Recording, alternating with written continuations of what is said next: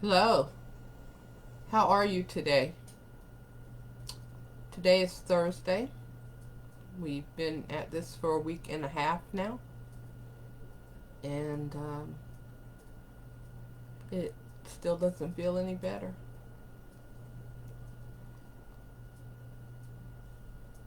I wanted to talk today about solutions. Do you know of any? Have you thought about any? Um, have you heard or thought about anything other than posting on Facebook, other than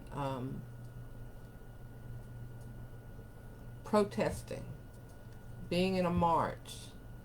Because while all those things are good, those don't create solutions to the problem of racism in America and so many other countries. For me, and I think I talked about this Tuesday, racism is built into the system, into the very fabric of our country. So we have to figure out how to dismantle the racist systems and rebuild them. Doesn't mean that the reasoning for the systems doesn't has to be thrown out, but the way things are practiced have to be changed.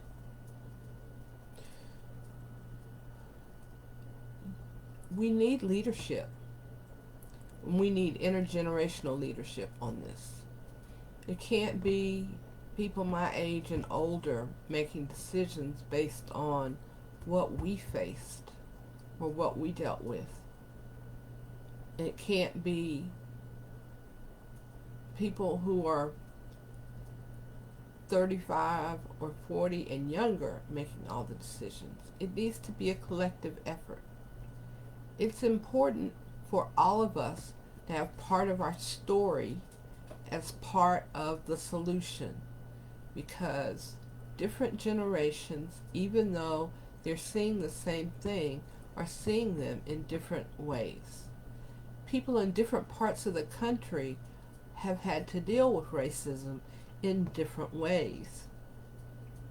I would suggest that people in the middle northwest part of the country, especially white people, haven't seen as many black people. So they don't recognize racism the same way. There needs to be a lot more teaching uh, in school. We teach history, so this history needs to be taught. What are some of the ways that you think, or what are some of the solutions that you think need to happen? Post them on my page. Post them while I'm talking. Post them afterwards. It's not just the police state, the police, the criminal justice system that needs to be reformed. The social security system needs to be reformed. The social services system needs to be reformed. The education system needs to be reformed. Policy making needs to be reformed. When I say policy making, I mean how you qualify to run for the state legislature, the city council, uh, Congress, president. Um, if if you don't, the financial system needs to be reformed.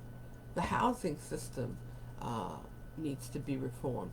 There are too many areas of entrance into being able to participate in those systems um, that require finances that African Americans have or black people have been um, held back from. You know as well as I know that you can't run for office with no money. Somebody has to help you pay for it. And you might have the filing fee, but do you have enough to run a campaign? Um, you want to buy a house. Redlining might be illegal, but there are other gates you have to get through to purchase a home. If you have to work 2 or 3 jobs a week in order to pay rent, And how do you afford enough, and you're making minimum wage? You're just barely getting by. So how do you make enough money to save and pay for some health care uh, in order to save to purchase a home? And white people don't recognize, for the most part, they think they can just go and get a loan. They can go get a loan even with bad credit. Black people can't do that. The gates, the financing for home purchase was opened a long time ago by the federal government for white people, and it wasn't for black people. It was specifically left out. So there are so many places that the gates are closed.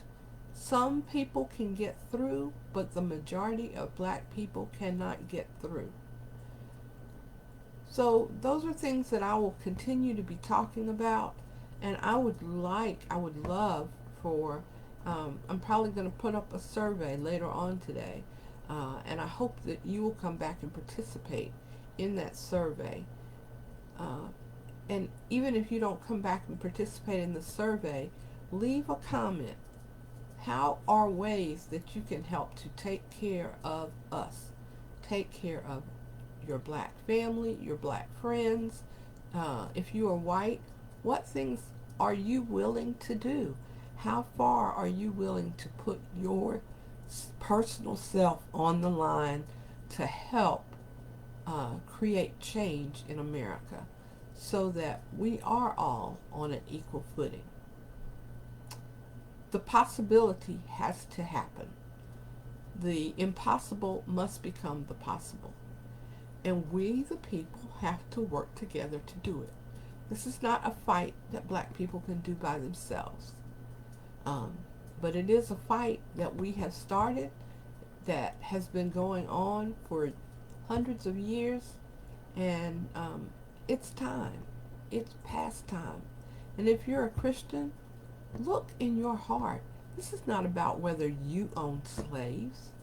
This is about whether your heart is willing to be open enough to hear from God that all humans have to be treated the same way. And treating the same way is not just being nice. It's not just speaking. It's looking to see where change needs to be made in the American systems, all of the systems. If you work in a bank, if you work on a board, if you have ideas, you have to think. None of the solutions will be simple, but we have to try. We have to make the effort.